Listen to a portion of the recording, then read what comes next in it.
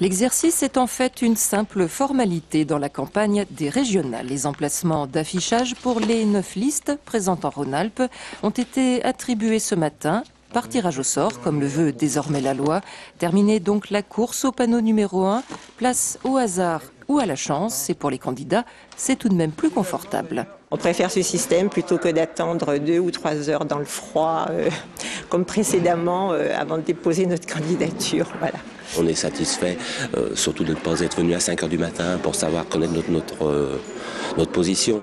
Satisfaction donc, mais en politique, comme ailleurs, les symboles ont la vie dure et se voir attribuer le panneau numéro 1, ça fait quand même quelque chose. Alors, panneau numéro 1, liste lutte ouvrière soutenue par Alerte Laguiller. C'est une petite satisfaction, on pense que c'est justice, voilà, puisqu'on était les premiers à déposer nos candidatures, on était les premiers à déposer notre matériel électoral. Il y a un attachement, effectivement, que je juge traditionnel à ce panneau numéro 1, mais voyez que depuis le tirage au sort, l'engouement est beaucoup plus faible, puisqu'il y avait assez peu de mandataires ce matin quand j'ai procédé à ce tirage au sort. Seuls 2 représentants étaient en effet présents dans la salle, et pour une fois, d'accord, l'emplacement d'affichage n'a finalement que peu d'importance. Des fois, le numéro 1 est très bien placé.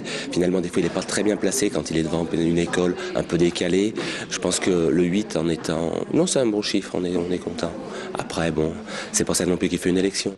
Et voici les listes en ordre de bataille pour les 14 et 21 mars prochains. Parti socialiste, UMP et Europe Écologie se suivront aux places 2, 3 et 4.